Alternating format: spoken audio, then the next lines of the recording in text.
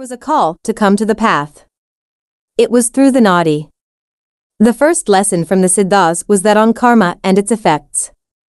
After having been threshed and strangled by the effects of our past karma, Agathiyar restored our faith and belief in the divine law and its system. Besides having us experience life as it showers on us the good, bad, and ugly, Agathiyar then brought us to rediscover his 5 tenets which he proposed at the Tamil Sangam that serve as the core purpose of human birth. 1. He says that man has to first and foremost understand his purpose in taking birth. The Nadi comes to a layman, seeker or aspirant to reveal his purpose. The guru comes to the disciple to reveal his purpose. The sadhaka in going within learns his true purpose in taking birth. These are the means man comes to realize the cause of his birth and his mission. To a layman, he is told he took birth because of past karma. To a disciple, he is told that he has come for a mission to undertake for the good of society and mankind. To a Gnani, he realizes that he has come to merge with the divine. This reminds me of Dr. Bani, a Siddha physician and devotee of Agathiyar, who gave a talk in one of the gatherings at a local Peetham many years back. He told us that songs of the saints can carry an inner meaning. They could be seen in an entirely different perspective by people of different standings in life too.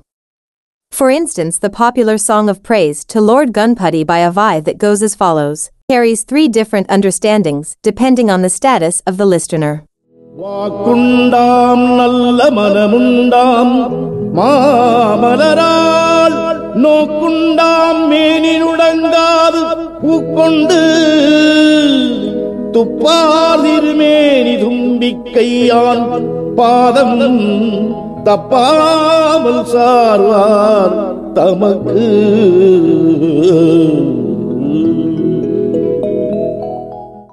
He went on to explain further.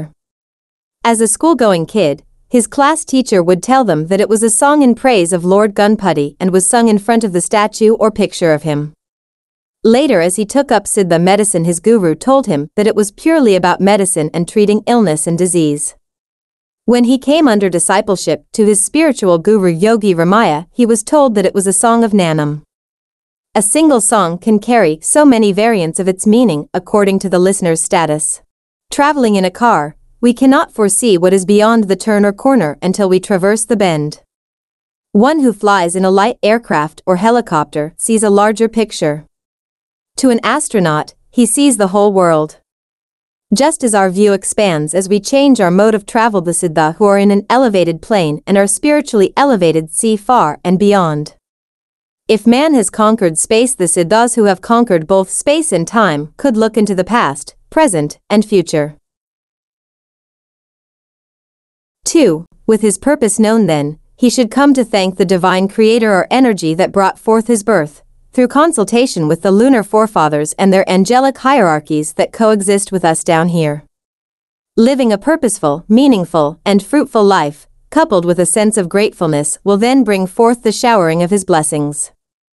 These blessings and the efforts in carrying out his dictates results in the soul gaining strength or soul power or Atma Balam.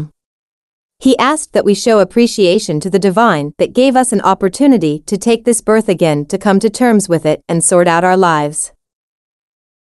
3. He asks that we then thank all the caretakers, both seen and unseen, in the present and the past.